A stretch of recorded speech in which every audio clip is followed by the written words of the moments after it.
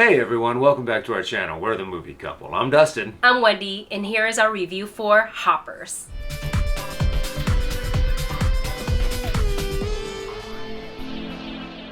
Scientists have discovered how to hop human consciousness into lifelike robotic animals, allowing people to communicate with animals as animals. The adventure introduces Mabel, an animal lover who seizes an opportunity to use the technology, uncovering mysteries within the animal world that are beyond anything she could have imagined. Now, as you know, if you've been a part of our channel for a long time, we love Pixar films. We love animation. We have done a reaction to Hoppers, and my initial thought when I saw the trailer was, oh, cute.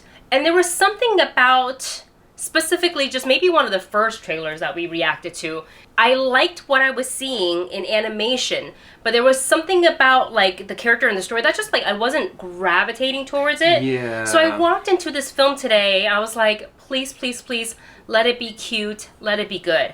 I am happy to report that I walked out with a big smile on my face. Yeah, going into this movie, I was really concerned. I really thought, okay, so it's a movie about being able to talk to animals. We've kind of covered this material before, especially in Disney films. So I was really curious on where they were going to take this, what kind of story they were going to do. I wasn't really attached to the main character at all, and I thought, okay, you're not even going to really spend much time with her as a human because it's mainly going to be her as a beaver. Honestly, it was super cute, it was chaotic, it was all over the place. There are a few moments that were a little weird, but overall I came out of it smiling. Yeah, it has a lot of quirkiness to it, but it also has a lot of heart.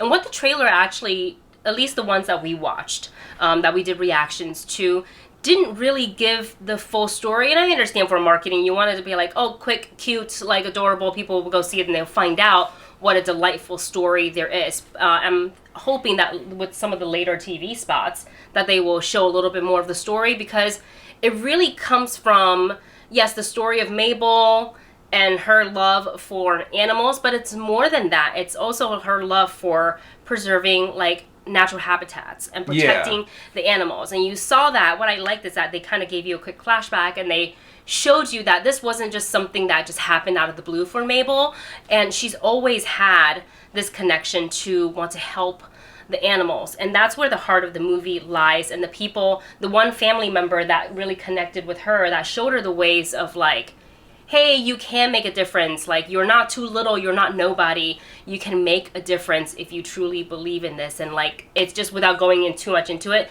that is the heart of the movie, and they carry it all the way through, even through the hilarious moments. Like, they always come back to that, which I really appreciate. And something that I really like, that a lot of times in these kind of movies, you end up getting like a villain that's a little bit of a mwahahahaha. And there is a character that is kind of like that, but I wouldn't say that they're like the main villain.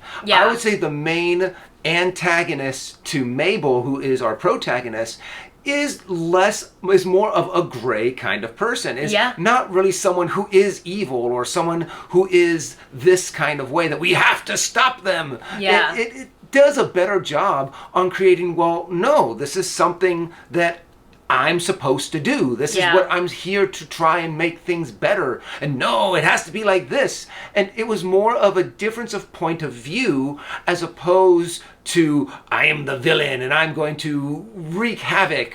But I feel like it was a lot more well balanced with who's the bad guy, who's the hero, and they do a really good job on just kind of like telling this story of your love and your passion, and how sometimes your heated passion could blind you to certain consequences. Yes, yeah. They really, within like its hour and 5-minute runtime, they were able to tell a really great story with like layers of complexity. It's not so black and white, and exactly to your point, it's like, you know, you have a character who believes so much in this cause that like they will do anything, but how much of it is it gonna be good for everybody, or are you just letting your like ideas blind you and not seeing, you actually lose sight of it. You end up actually losing sight of it until it gets to the extreme and you're like, uh-oh. So in this story, Mabel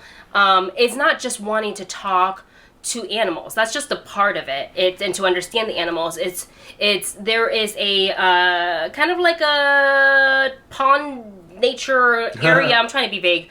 That she has a connection with, for nostalgia reasons, for environmental reasons, that she is trying to preserve. But humans are going to do what humans wants to do, and they want to advance. And so she's trying to be like, hey, hold up, what if we get animals back into this area, then they will stop this project. And that led her to discovering that her university and the professors that she's in school, and they're doing this like crazy behind the scene project that you see in the trailer. You put this in this in this, and they have figured out a way how to put the human consciousness into a robotic, basically like a robot, but like super advanced, can move, can be in the water, can basically mimic a creature. In this case, it would be a beaver. And that's where there is a little bit of suspension of disbelief. Go into this knowing it is an animated movie, and it really does break a lot of like, wait a second, how would they be? Hold on a second.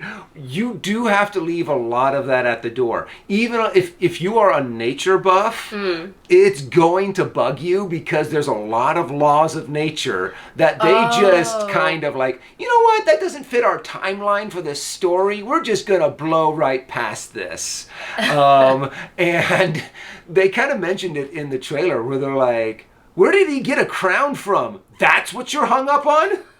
Because there's so many other little things. Yeah. And they do kind of make very tongue-in-cheek of it. There are a lot of times where I wish they would have taken it a little bit more seriously, but it was just very chaotic in so many different ways. There's so many different story elements.